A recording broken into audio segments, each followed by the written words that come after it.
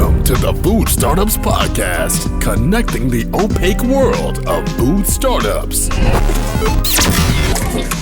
Hey guys, welcome to episode number 54.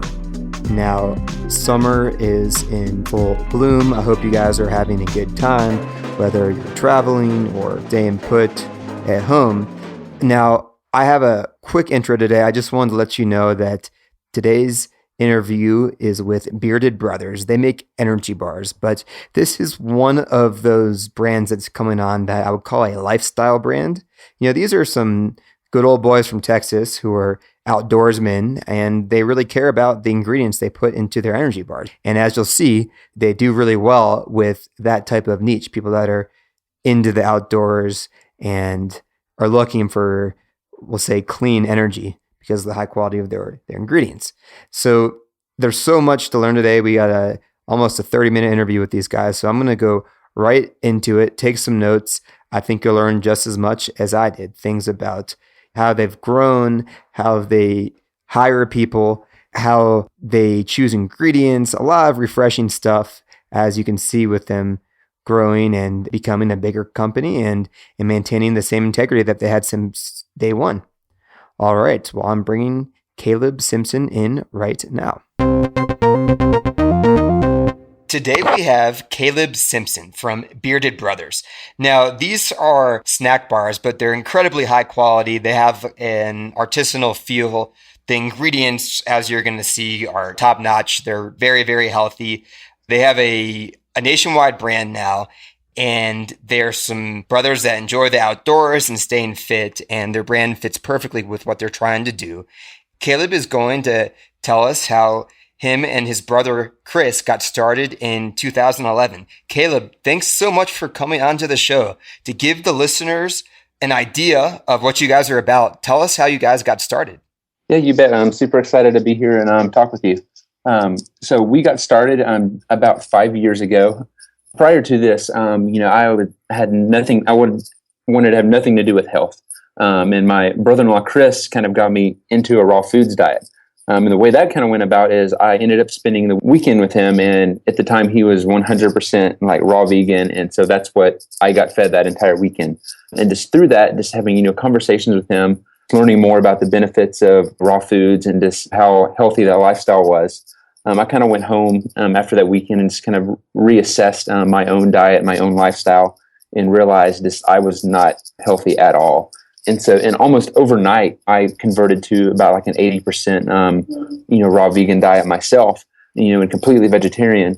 And that kind of got me just really interested in the raw food movement. And, eventually wasn't satisfied with the energy bars on the market. There was stuff like Bar and like Laura Bar, but they just didn't have the high quality ingredients I was really looking for. So I eventually started making my own energy bars in the kitchen and taking those with me on just my rock climbing trips and to fuel my running and things like that.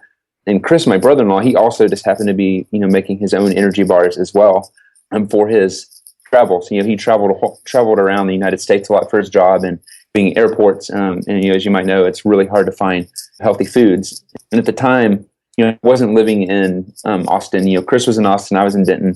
I'd started a food blog as well at the time, or more, dealing with climbing and raw foods. And I posted one of my recipes for the energy bars on there. Several people commented on it and said how great they were. And that was when the seed was first planted for the idea of the energy bar company. Fast forward a couple years later, moved to Austin, talking to my brother-in-law, both of us were interested in starting businesses. And so, I kind of threw out the idea of the energy bar company. And so we pretty much just jumped headlong into it. And, neither one of us had experience in the food industry, but we just jumped headlong into it and started the business. Now, listeners, in case you haven't tried Bearded Bars, let's clarify one thing, what he was talking about. So as you guys all know, Kind bars, they're really big and really successful. And they have their slogan, I think it's something like made with ingredients that you can pronounce, and so that's kind of like it's a really catchy and effective way of describing ingredients, but you have to look beyond that, because just because you can say organic cane sugar, it doesn't mean that it's actually healthy. And if you look at the recipes, I'll link to all their bars. You can check out the ingredients they have there. Now, Caleb, I want to clarify one thing. When you said you and Chris went full head onto this, was this just like no, we're not going to do any part-time jobs. We're not going to wait tables or do web design. We're going 100% with Bearded Brothers right now? For the most part, that's how it went. For me, it was 100% all in. For Chris, he kept his full-time job. He still has that full-time job now. So it's been a challenge to transition him full-time into the business. But I've been full-time in the business from the very start. And thankfully, Chris is, the job he has is, somewhat flexible. For the most part, it's me 100% in the business. Great. Now, one of the things that I wanted to address today is not for all, but a lot of companies, when they start out at very, very artisanal, like you guys in 2011, as they grow, the company does have to evolve. And we're going to get into this later, but it seems like you guys have found a way to grow nationally, but also maintain the integrity in terms of the nutrition and the quality of your bars. But that's not always easy. Now, I want to play a clip. This is from a YouTube video in 2012. So my day is, I get here about 6 a.m, sometimes earlier, and I package the bars from the night before. And so, but before that, I end up putting all the labels on the packages and then packaging up the bars, getting ready to ship out to stores. And then Caleb gets in roughly at about 8, sometimes 7:30, and then he starts his process. I come in, I start hand pitting all the dates. So we use fresh medjool dates, which means we have to remove the pits from the date. So after that's done, we pull out all the ingredients for the particular bar we're making that day. If it's the mangoes, we'll have to pre-chop all the mangoes in the mixer. If it's ginger peach, we got to juice all the ginger that goes in there because we use fresh pressed ginger. There's also a process of drying the blueberries since we use fresh blueberries from East Texas. That's one of our locally sourced ingredients that we use. It's funny describing all this is making my mouth water. Now, Caleb, it's 3 years later. Can you tell us about how the process has changed today without giving away any trade secrets? Yeah, definitely. So the process is still very similar. One of the biggest differences, Chris and I aren't having to be in the kitchen full time anymore. We're able to spend more of our time working with our brokers and doing sales calls and just kind of growing the brand. But one of the biggest things that kind of changed was just the way we formed the bars. Previously we'd been hand pressing the bars. We would weigh out every single bar. We would press them into a mold, roll them out, then stack them on the dehydrator sheet. But eventually we started having team members complaining about carpal tunnel symptoms. And, so we just kind of saw, okay, this isn't going to be, realistic to do this long term. Just plus financially, it wasn't going to work either just because the number of people you were going to need to press out those bars was just astronomical. I see how it works great for a chocolate bar. They can charge $10 to $15 a bar, but you can't charge those kind of prices for an energy bar. People are just going to run away. For the most part, the process is the same. We still mix about 150 bars at a time. Early on, we were probably mixing about 45 at a time, maybe not even that many. So we're mixing about 150 bars at a time, and those get, now they're just getting extruded out through a machine. Then we're still stacking them on the dehydrator sheets like we used to, and dehydrating them at low temperatures. So basically, we were able to speed up our process of forming the bars through going with the machine that extrudes the bars out. Kind of helps us in that manner. Okay, and this is like the guys that are doing the organic food incubator in New York. It seems like you guys have taken what I think is a pretty wise approach where you don't just go buy an expensive machine when you're using blood, sweat, and tears, working really, really hard. And it's oh, this is not going to work. Then you invest in the machine. Have you guys had any challenges with cash flow as you have expanded your company? Oh yeah, cash flow is just probably one of the biggest challenges we've had. We've been fortunate to have small minority investor in our company. He's a good friend of ours, and he's just kind of stepped in as basically a third partner, just kind of offer a little bit of financial assistance. So we're not talking huge astronomical figures here that a lot of startups will raise through VC funding and stuff like that. It was basically enough to get us a couple pieces of equipment and eventually move into a bigger production facility. So. But since then, cash flow is, it's always a challenge. I feel like it's one of those things, if you're not going to take tons of capital from an investor, it's going to be just a constant challenge. But, we're okay with that because we're not wanting big investors to come in and start changing the way we do things. Right. It's kind of one or the other, right? Because the approach of getting outside investment gives you some advantages, maybe some connections, but then you're kind of, I mean, it's still your company per se, but you're giving up a part of your company and you have to respond to them, right? And they take over power. So interesting. I like the trade-off. Now, I want to go into your ingredients. I want to explain to listeners, like I'm going to pull up a bar here. I mean, you guys use Peruvian maca, which we've talked about on the show before, kale. I know most of them are organic. Except for the maca bar, and as we talked about before as well, the maca is like it's really bitter. Like it's not an easy taste for a bar, but that's the only one where they have coconut sugar added, not like a cane sugar, but coconut sugar. But the rest of them have no sugar added. And I want to know, because I've talked a lot of times, because I do a lot of B2B stuff, Caleb, and they're like, well, listen, we need to make sure that our end product has 7 grams of protein, et cetera, et cetera. Do you guys pay attention to those types? Because I know if you get like 7 grams of protein, it gets to like either 10 or 20% where you can say good or excellent source. But I guess my question is, do you guys ever look at nutrition facts? Because you talk energy bars, what metrics are you guys using when you mix these ingredients together? I think that's one of the unique things about, our bars. First started this, we knew nothing about, we barely knew a thing about the industry. We definitely didn't know anything about food science or formulating a bar for nutritional value. All we pretty much looked at is like, we want to put healthy ingredients in here and we want it to taste good. We knew we wanted superfoods in a lot of our bars as well. And so that was kind of our main goal, is to create an energy bar that had healthy ingredients and tasted good. And it just so happened through doing that, we came out with a product that has a great nutritional profile.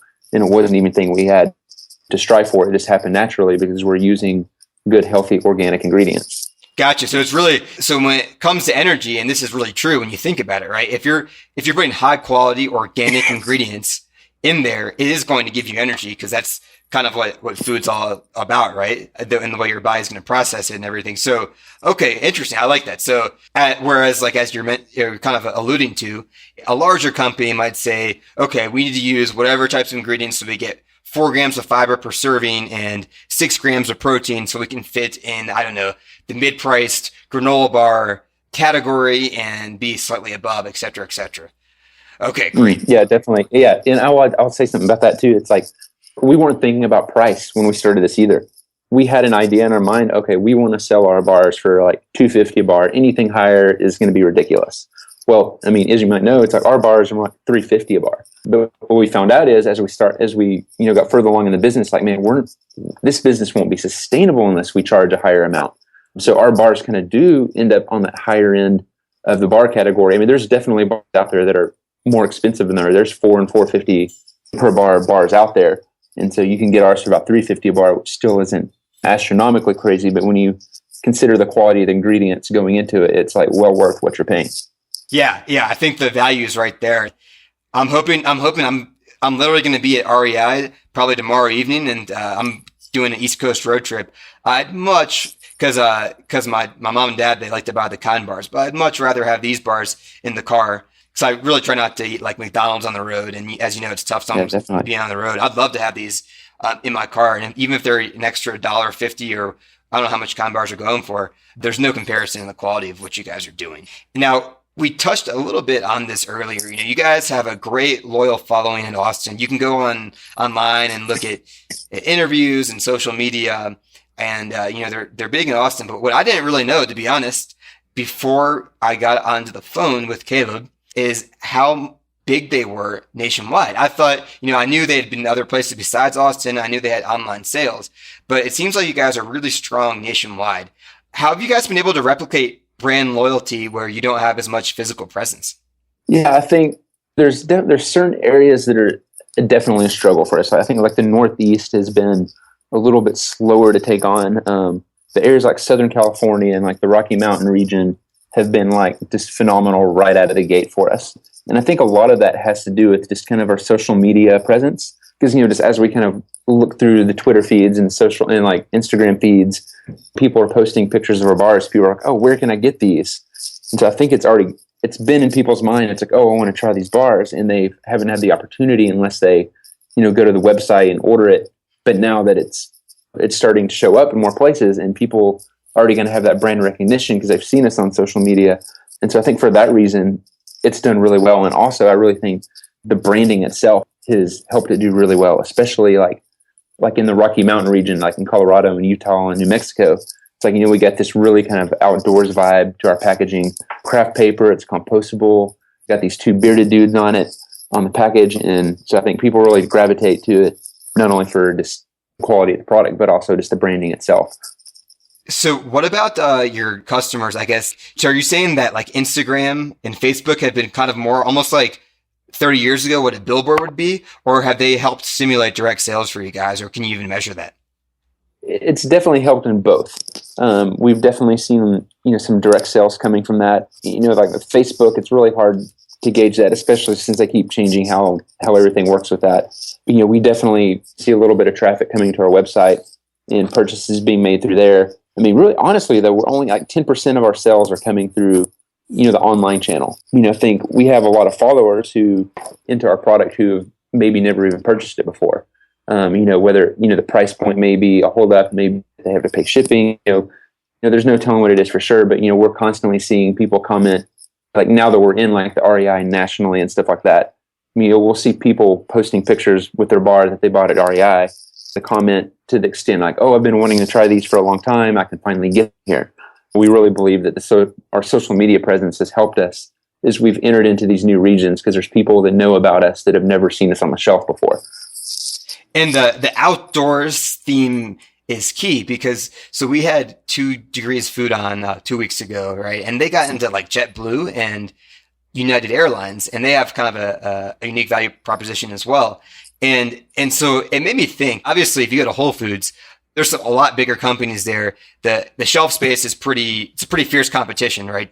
For the shelf space. And I would think, I haven't been to REI for a while, so take it with a grain of salt, but there can't be too many brands of sports bars or energy bars in the stores. Yeah, there's definitely a little bit less in REI. It's a little less competitive, but at the same time, there's still a good amount of bars in there.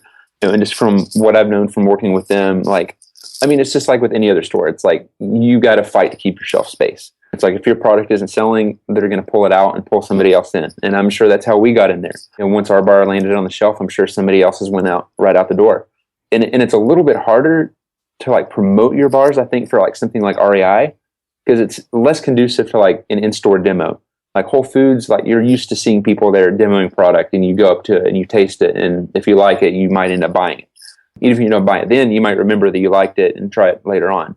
But it's a little more difficult to do like the in-store demos with like an REI and stuff like that. They do allow it, but it's just not as kind of conducive as like, say, like a Whole Foods or an H-E-B or a Central Market or something like that.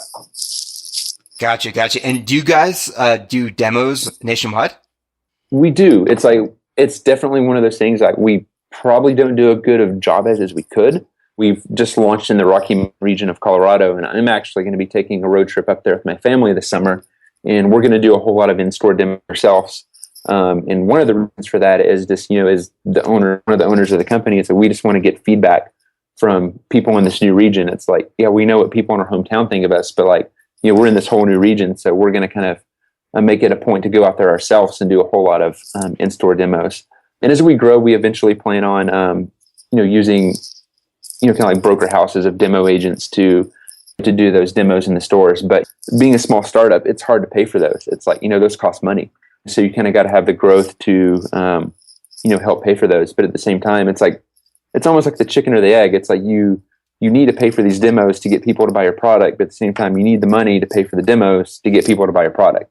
So it's one of those constant challenges we have as we grow is just, kind of goes back to the cash flow. It's like you got to have the cash flow to promote your product and, and help it to sell. Yeah, and I wonder, the thing that worries me about paying, besides the money, like these professional demo companies, is just they're never going to, what you and Chris can bring to a demo, no one's ever going to be able to do that. But can you create enough promotional material or do something so that the person doing the demo doesn't have to be great? They can kind of just like follow an easy system and have an effective in-store demo because they're not going to care even 1% like you guys care about your brand.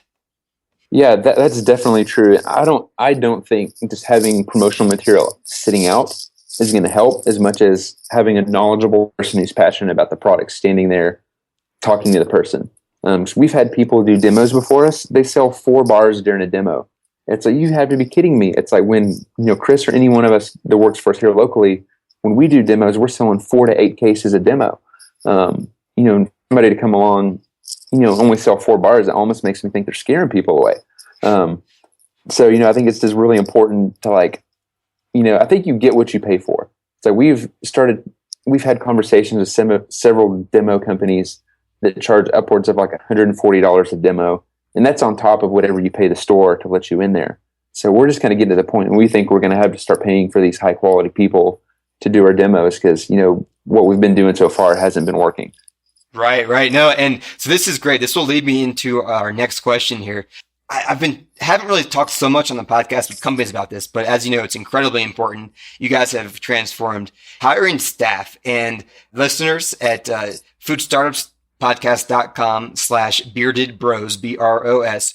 I'm going to link to everything here, but on this question, I want to go over your employment offer. I'm going to read a few things here. This is for, as we're talking about hiring production and demo staff, right? So I think that's, working to help make the bars. And then, like you talked about, maybe doing some in-store demos, food manager certification. And you mentioned words like you used enthusiastic twice, passionate, good attitude, a smile, excitement.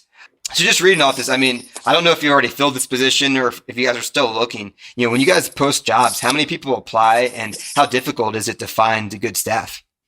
Yeah, it's like that's been one of our biggest challenges. One struggle for us is since we're kind of a little bit out of the city, people aren't willing to commute. And so we've had a couple people come work for us recently. We've spent, 2 to 4 weeks training them.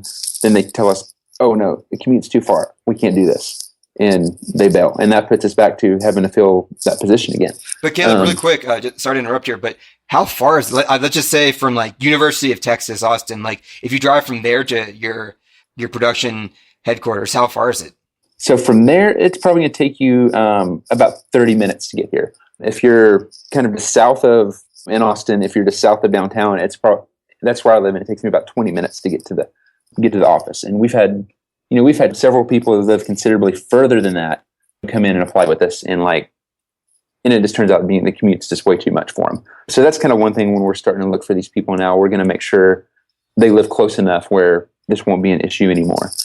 But this particular position we have it's still open. We're actually trying to staff more than one person in this position, because as we keep growing, our production just keeps continuing to grow. So we're actually currently trying to find about 3 people to come in and help with the production process. Because as of right now, Chris and I have had to we're back to the point where we're in the kitchen a lot, helping our team out. And that's just one of the things when you're a small startup, the owners are, doing a little bit of everything and helping out whenever it's needed. So in order to get Chris and I out of the kitchen again and focus more on growing the business and working with the brokers and, the demo people and stuff like that, we've got to get, these positions filled. And so we've been working really hard on that. And the number of applicants, varies a lot. There's times a year, we feel like it's kind of a cyclical thing. Currently, we're getting a whole lot of applicants. About 2 months ago, we were hardly getting anything at all. So that could be the fact that the summer's kicked in and a lot of people are starting to look for work again, especially college students. Now that college is out, we feel like there's been a lot of the people that have been applying have been younger people. And so, we're definitely getting a whole lot more applicants at the moment. Well, I'd like to make a comment on the, this is the third time reading it on your job application, and something that I'm just seeing now, and it may seem obvious to a lot of you guys, but I like that we just talked about demos, right, and having passion. So if it works out financially, logistically, et cetera, if you can have these people that are working, at least starting out, helping production and packaging of these energy bars so they know how it's made, that's got to be the best way to educate them to go out to these demos, right? That would be really cool if most of the people doing demos, or at least going out to other places to train other people to do demos, are also working in your kitchen. Yeah, totally. And a lot of the people actually ask us when we're out doing demos, oh, do you make the bars? And it's if they're in there making the bars, they can be we're the ones here making the bars. It's not just some huge factory making them for us. We're actually the ones that care about this and are putting our kind of heart and soul into it. And so, and the biggest advantage of that, I think, is it's when they're out there doing the demos, they're able to explain to people how the bars are made. They're able to tell them, hey, these are these are made with, love. And I mean, I think our packaging used to say, handmade with love and joy in Austin, Texas. We kind of had to go away from the handmade aspect, but they're able to just explain. It's like, hey, these are made by people who actually care what you're eating.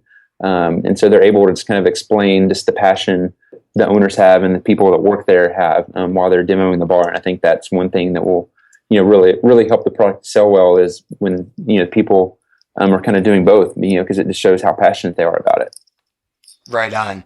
Now, listen, Caleb, this has been a great interview so far. I wanted to finish up on something, and we talked about it earlier, because I've seen this before, when you're really, really artisanal and just working, you and your bro, and getting going, is there like a limit on production where you can maintain the high, like, artisanal quality, ingredient quality, and production quantity? In, let's say, 3 to 5 years, where do you guys want to be? And do you see any limit on to how big you guys can grow? Yeah, it's like, that's one thing we constantly struggle with and ask ourselves about. And we haven't come up with like a definitive answer yet, but, definitely in like the next 3 to 5 years, we want to be in like every Whole Foods in the nation. We want to be in, nearly every, natural, mom and pop grocery store. But one of the reasons we started this company is because we had a hard time finding healthy snacks like on the road when we were traveling. So kind of part of us would like to see that become more of an option. It kind of, and there's a lot of these gas stations I'm starting to see now that have like little end caps with healthy options.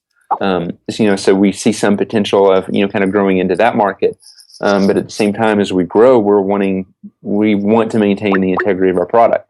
And so, I mean, the way we're doing it now, we definitely see, there's still a huge ceiling on, how much we can make with the way we're making it right now. We can still continue to mix 150 batches at a time for quite a while. All of that takes is adding a couple extra people in the production line and a couple extra mixers, because the actual mixing of the ingredients is all done, measured out by hand. So I don't think it's as difficult as it might sound, but, we may eventually hit the point where it's like, hey, we want to maintain the integrity of our product and we can't grow anymore. And so, when we get to that point, we'll just kind of have to, figure out if, we're comfortable with where we're at, or if we just want to kind of keep it how it is.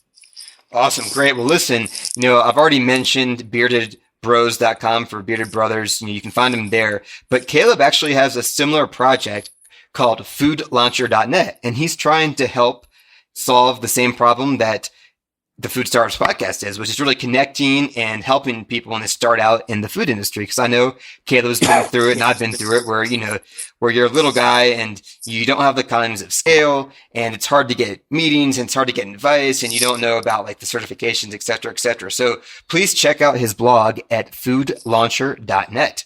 Caleb, great interview. I hope you guys do really well, and it'll be great to touch base in a couple of years to see where you guys are at. Yeah, thanks so much. Yeah, we're looking forward to growing, and hopefully we'll get to connect again. Hey guys, thanks so much for listening. And as always, if you have any questions or comments, find us online at foodstartupspodcast.com.